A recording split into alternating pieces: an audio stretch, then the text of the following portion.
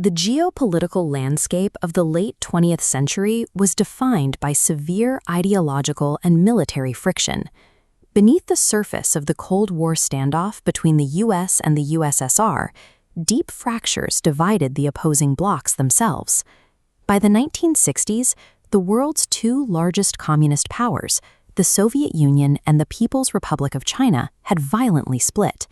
They competed viciously for leadership of the global Marxist movement, backed opposing factions in proxy conflicts, and amassed troops along their shared border in 1969. Then, a third element emerged.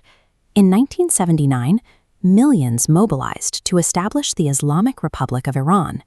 This was a theocracy operating on civilizational premises entirely distinct from the atheist and materialistic foundations of Moscow and Beijing.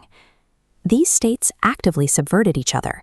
They funded opposing insurgencies, fought for regional diplomatic leverage, and operated on incompatible philosophical foundations. Standard geopolitical analysis often relies on doctrinal alignment. Doctrinal alignment is the assumption that shared ideology, whether Marxist theory or religious doctrine, is a prerequisite for a cohesive, long-term geopolitical alliance. Based strictly on their public diplomacy and ideological first principles, the Soviet Union, China, and Iran should have produced entirely divergent foreign policy outputs. To test that assumption, we can examine a specific historical dataset: information operations directed at Australia throughout the Cold War. Australia hosted critical intelligence infrastructure, like the Pine Gap facility, making it a concrete, high-stakes node in the U.S. security architecture.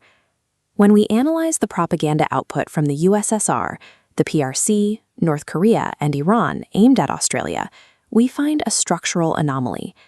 Despite their deep internal conflicts, these four specific states produced a flawlessly synchronized set of claims against this single target. This synchronization was not the result of secret back-channel diplomacy or coordinated strategy sessions. These states independently generated identical narratives. For instance, Soviet diplomats applied Marxist-Leninist class analysis to argue Australia was a resource colony extracting wealth for foreign capital. At the exact same time, in the exact same non-aligned movement forums, Chinese diplomats arrived at the identical claim through Maoist dependency theory. Ideology doesn't drive adversarial alignment. Alignment is structurally determined by shared opposition to a common target. When warring states produce perfectly synchronized information, it is not a coincidence.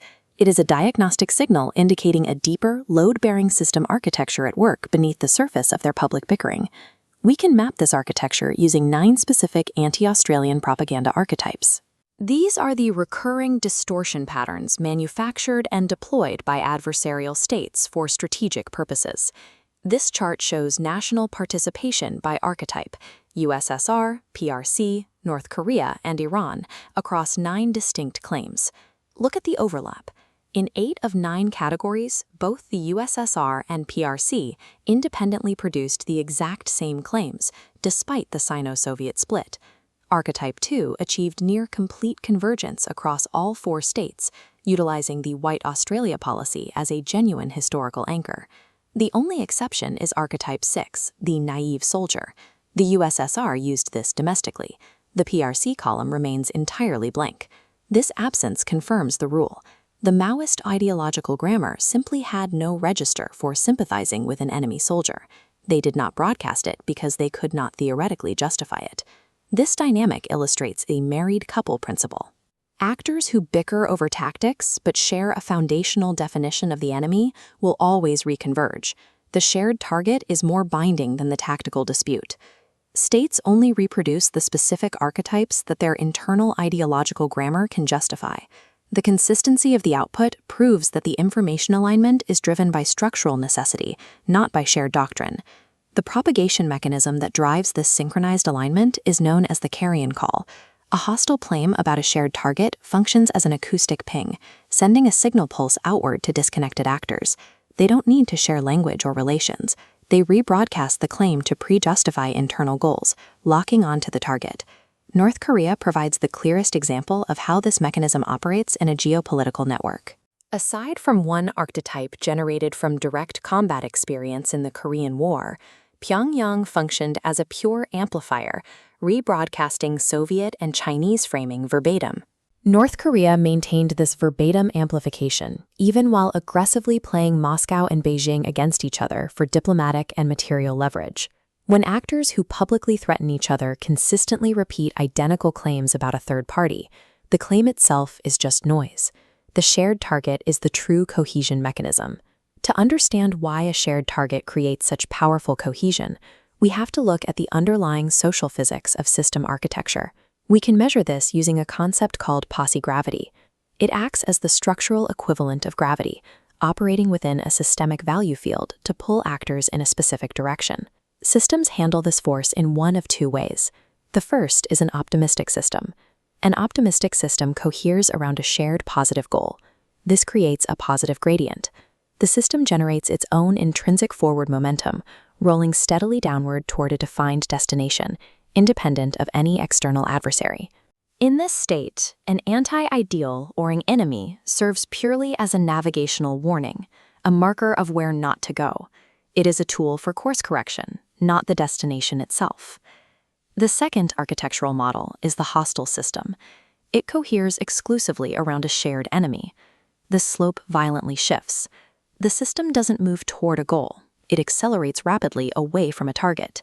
Its energy is entirely borrowed from the target's existence. These two systems have distinct energy profiles. Hostile systems generate massive kinetic energy through negative gravity, moving fast but building nothing. Optimistic systems operate at a slower velocity, but accumulate positive gravity to produce durable structural output. Because a hostile system's cohesion relies solely on shared opposition, internal ideological disagreements over tactics won't destroy the network, provided the central enemy remains visible. Hostile systems can destroy, prevent, and maintain. But they cannot build durable civilizational value, because moving away from an enemy is not a physical direction that permits construction. This reliance on borrowed energy creates a deep existential vulnerability within the hostile system's architecture. If the enemy vanishes or is completely destroyed, the gradient providing the structural gravity disappears. The terrain instantly snaps into a flat horizontal line. Stripped of a gradient to organize it, the system's kinetic energy disperses chaotically. The network fractures, scattering the pieces. This creates a structural paradox known as the fake Maximiser condition, operating at a civilizational scale.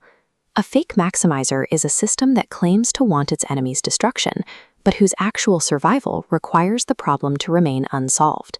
To prevent systemic collapse, a hostile network is forced to artificially keep its primary enemy alive. If the target weakens, the system must manufacture threat escalation or rapidly invent new enemies within the exact same category.